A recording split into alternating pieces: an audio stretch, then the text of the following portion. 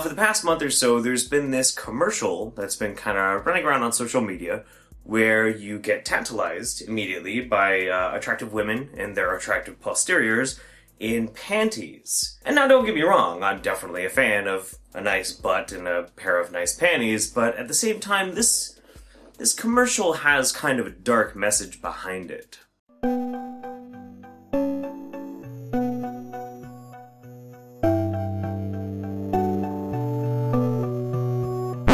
Holy freaking dick, dude.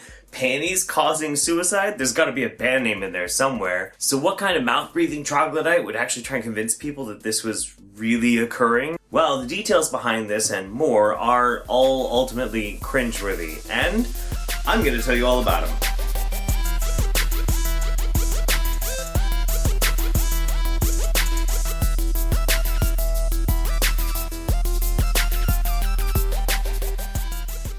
So this advertisement made by PACT Apparel is ultimately kind of a way to shock people into wanting to pay attention to the labels that are going to be put on their underwear.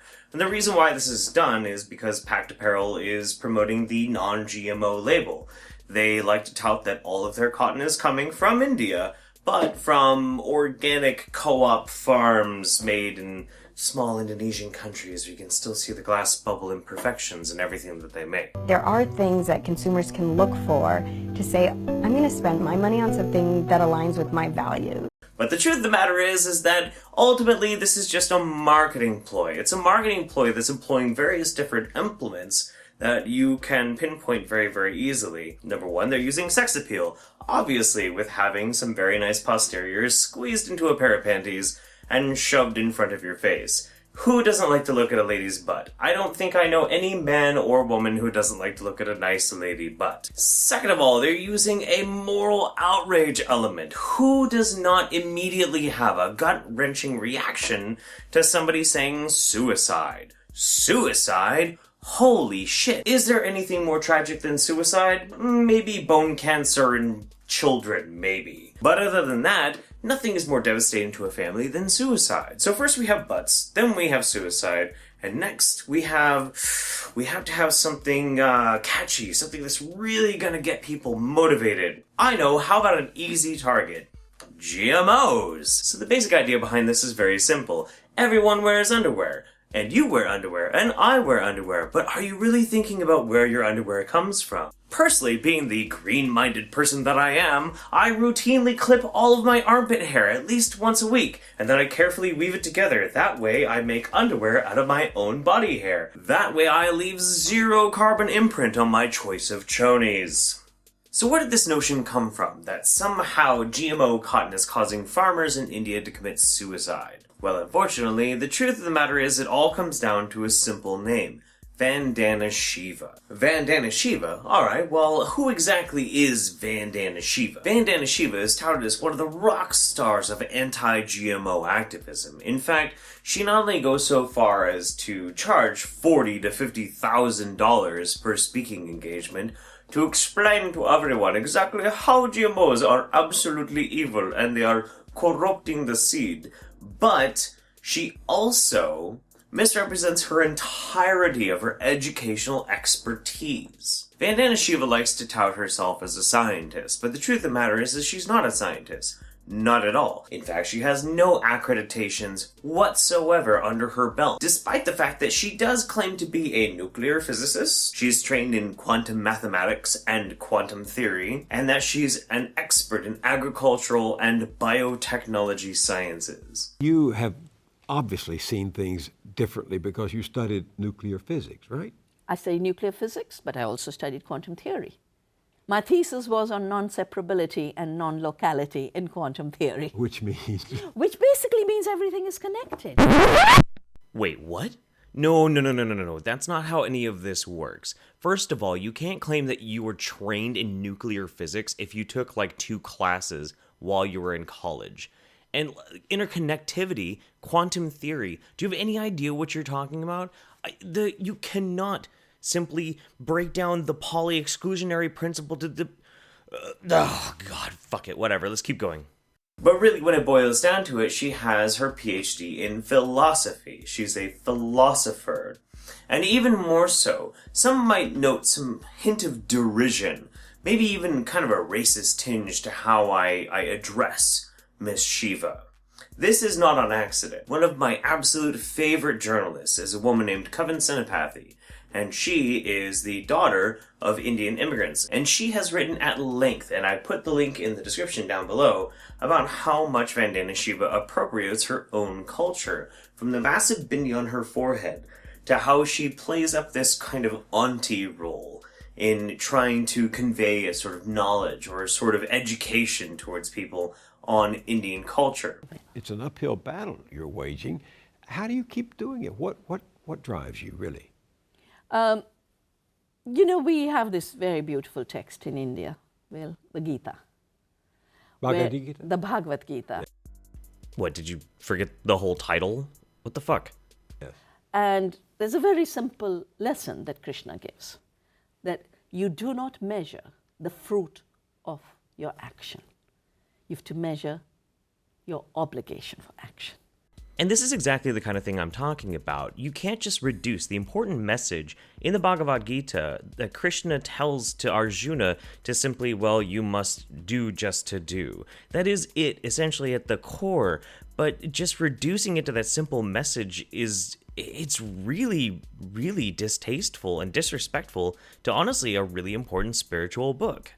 But if it gets her more speaking engagements she can charge $40,000 for, I guess that's fine. Ha ha ha ha! Now when Vandana Shiva talks, she always has this very smooth, very even, cultured, and carefully practiced tone by which she tries to explain how she is this wellspring of knowledge, how she understands these deep, essential, ecological secrets, and she has to impart it upon you. But at the same time, she is grossly miseducated or intentionally misrepresenting reality to try and push a type of narrative. And one of the largest narratives that she constantly pushes all the time is that the GMO industry has caused a massive amount of people to kill themselves. The state structures that were created in the 60s and the 70s are today being dismantled. So support to farmers is being withdrawn, both in form of subsidies as well as in terms of what in India is called the minimum support price or a guaranteed price to make sure a farmer can live, a price above the cost of production. The entire agriculture rests on this price. That's being dismantled. Costs are shooting up tenfold. The prices farmers are earning are dropping to sometimes 1/3 of what they used to get 10 years ago before globalization hit them.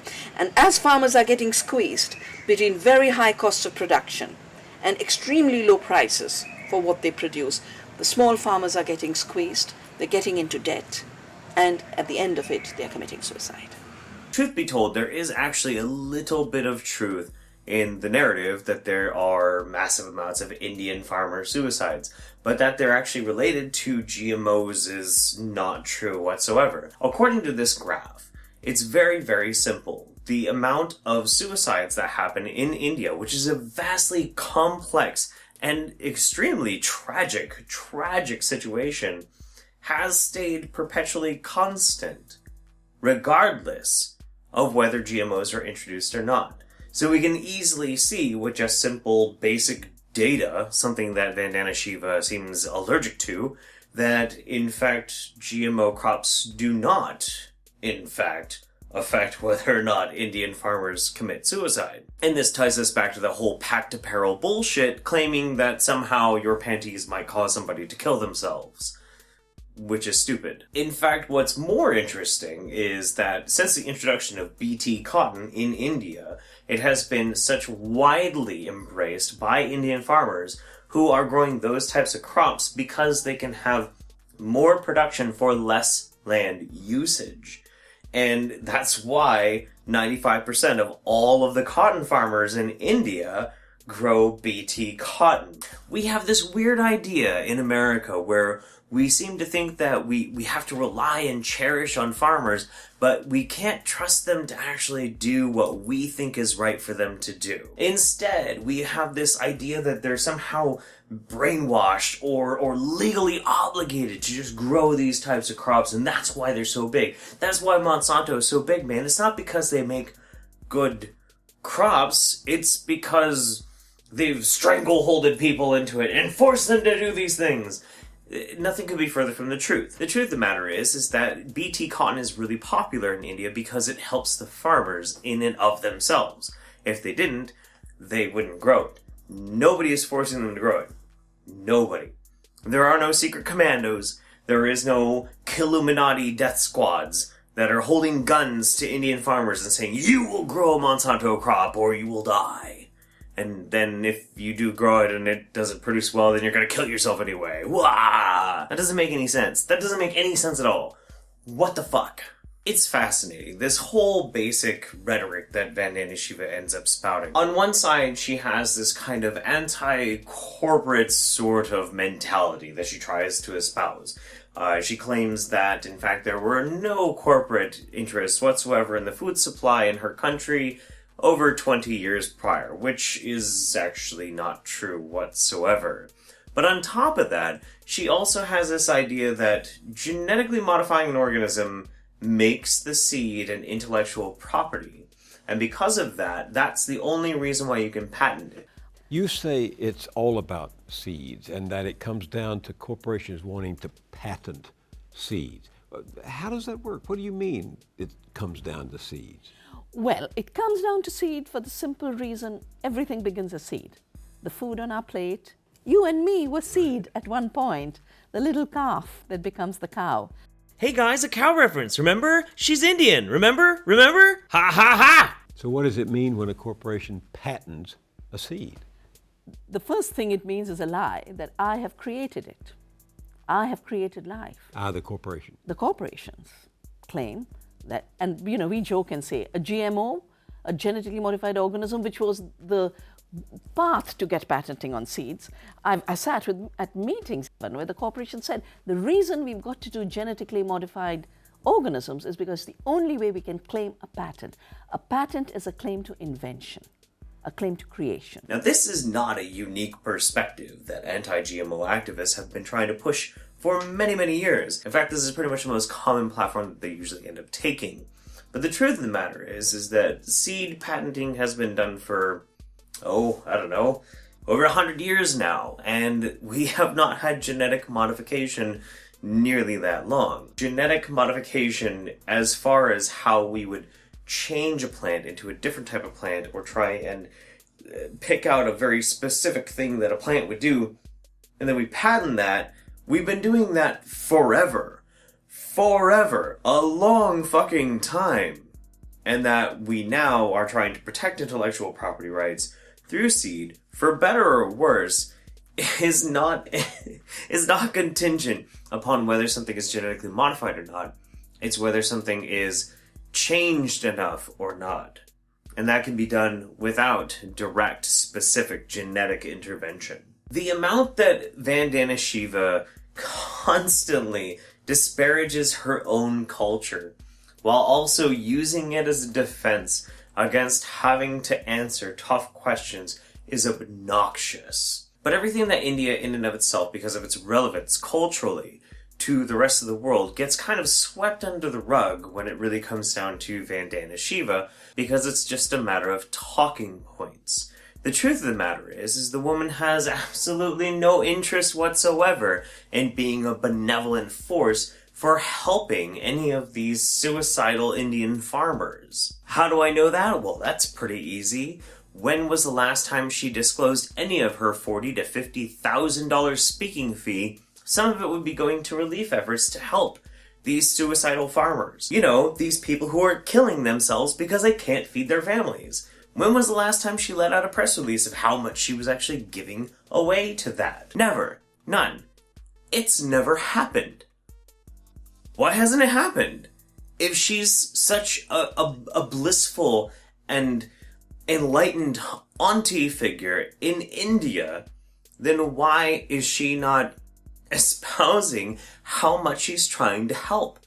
Why isn't she showing us exactly how much she's trying to change this dynamic? Well, that's easy. Because she's not. She doesn't want to change this dynamic at all. This strife, this struggle that happens, this way that she can sell all the ways that evil corporations like Monsanto are trying to destroy the cultural heritage of her homeland, is how she makes money.